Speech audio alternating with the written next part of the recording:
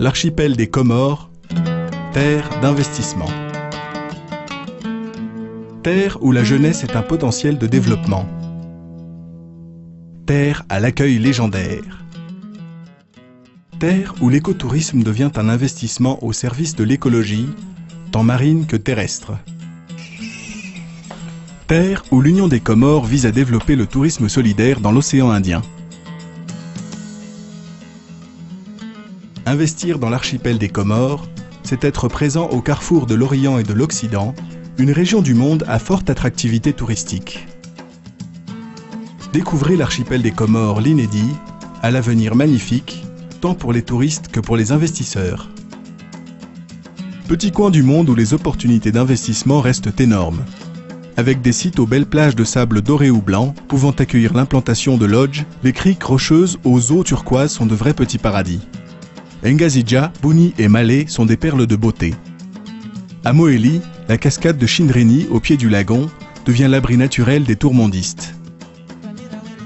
Enfin, Anjouan et son plus beau site balnéaire Moya permet de nombreuses activités nautiques. L'archipel des Comores, c'est un beau pays. Tout est à faire. Le pays est très vierge. Il faut venir aux Comores parce que déjà, il y a la paix. L'avenir des Comores, aujourd'hui, comment je le vois, c'est une destination magnifique pour les touristes, pour les investisseurs. C'est un pays accueillant de nature. Investir dans l'archipel des Comores, c'est investir sur une terre où les possibilités sont nombreuses. Le secteur bancaire aux Comores se compose de 3 banques commerciales, d'une banque de développement et de 2 réseaux de mutuelles d'épargne et de crédit. La Société nationale des postes et des services financiers abrite les services de la Caisse nationale d'épargne, les comptes chèques postaux et la Western Union. L'unité monétaire comorienne est le franc comorien. L'équivalent est de 1 euro pour 491,96 francs comoriens. Avec près de 800 000 habitants, l'archipel des Comores, autrefois secoué par des crises séparatistes, a retrouvé une stabilité et la caution des instances internationales. Actuellement, je crois que le message principal que nous apportons, c'est de faire du partenariat avec les opérateurs locaux. C'est une caution de garantie. Et en même temps, de venir. Le nouveau code des investissements, il est le meilleur au niveau de la zone océan Indien. Il est le plus attractif. Il prévoit ces exonérations pendant 10 ans au niveau de la douane et au niveau de la fiscalité. Il y a un traitement égal entre investisseurs comoriens et investisseurs étrangers, ce qui se traduit qu'il y a un libre transfert de capitaux, de bénéfices pour les investisseurs étrangers. Il y a des investisseurs qui viennent depuis une dizaine d'années, ils sont là et nous sommes confiants parce qu'ils continuent à investir. C'est une destination rare aujourd'hui pour les investisseurs où il y a tout à faire, où il y a des opportunités d'or. Donc notre groupe s'intéresse beaucoup à construire notre premier hôtel que nous avons repris, que nous avons renouvelé.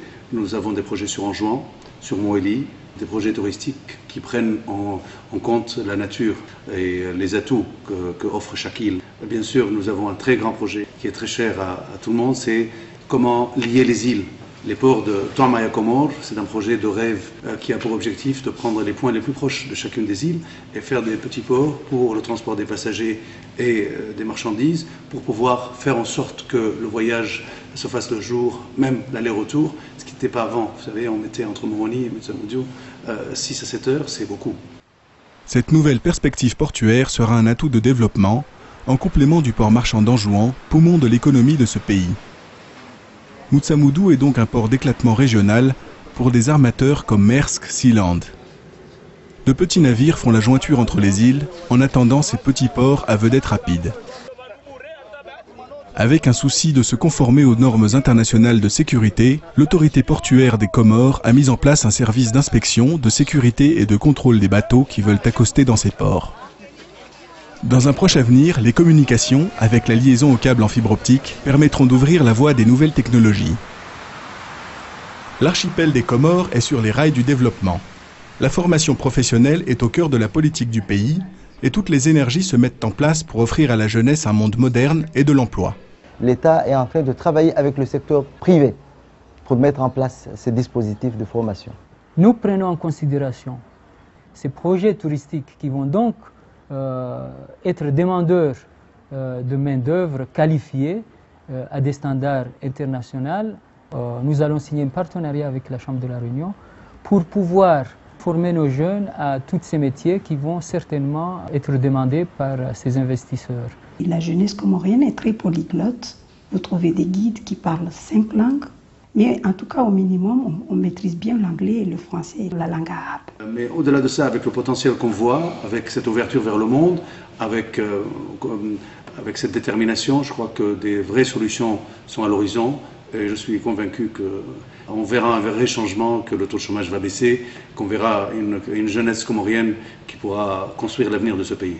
Quand on sait que nous avons un tourisme de proximité extrêmement fort, nous avons à Mayotte un potentiel réel d'Européens qui viennent à Mayotte, qui travaillent, des métropolitains, qui représentent entre 10 et 15 000 personnes, qui veulent connaître du pays.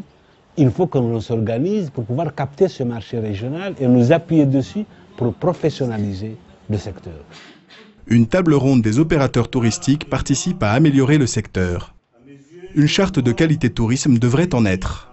C'est ainsi qu'au cours de cette réunion, différents points ont été abordés avec les institutions locales, le ministère, mais surtout avec les compagnies aériennes qui desservent l'archipel. On ne peut pas développer le tourisme si on ne développe pas le transport. Je crois qu'aujourd'hui, il y a une responsabilité de la classe politique, de la communauté internationale, à aider les Comores à ne pas être isolés. Il y a Air Madagascar qui dessert les Comores directement vers Paris. C'est ainsi qu'à l'aéroport international de Moroni, un nouveau terminal aux normes internationales, pouvant accueillir des gros porteurs, a vu le jour. Plusieurs compagnies, telles que Kenya Airways, Air Austral, Air Madagascar, African Comoros Express et Comores Aviation International, relient les Comores au reste du monde. C'est là que, justement, nous sommes en train de construire. Parce que vous ferez remarquer qu'en matière touristique, si les îles de l'océan Indien, Maurice, Madagascar, Mayotte, La Réunion, sont quelque part de concurrents par rapport aux Comores, et que nous aurions du mal à y venir. Mais tous les pays de l'Afrique de l'Est et de l'Afrique australe, de par l'originalité des Comoriens, nos liens en termes de religion, en termes d'origine de peuplement et autres, font que nous devenons complémentaires aux îles à partir de ces régions du continent. Nous sommes la porte d'entrée des îles du sud de l'océan Indien vers le continent et vers les pays du Golfe arabe. Aujourd'hui, on peut créer une entreprise aux Comores en 2 jours. On peut avoir toutes les autorisations spéciales en 1 semaine. Avec la mise en place de cette agence, nous sommes là pour faciliter les investissements. Nous sommes fiers de faire partie des premiers investisseurs et d'accompagner nos amis comoriens dans leur lutte et dans leur combat pour le développement des Comores. Partie intégrante de la zone euro, il a une monnaie forte qui est liée à l'euro. Et ça, c'est un atout majeur pour un investisseur. Vous savez qu'aux Comores, on peut développer un tourisme vraiment particulier parce qu'on a des atouts incroyables. Vous venez à la Grande Comore, vous découvrez le volcan Kartala, qui est unique au monde. Vous allez à Moélie, par exemple, vous avez le parc marin et des espèces endémiques uniques au monde. Vous allez à Anjouan, vous avez ces forêts sauvages et encore vierges à découvrir, uniques au monde. Donc je pense qu'en 1 semaine, vous faites le tour de l'archipel et vous partez content, vraiment content. Imaginez votre investissement devenir notre réussite commune. L'archipel des Comores, l'inédit, naissance d'un petit paradis.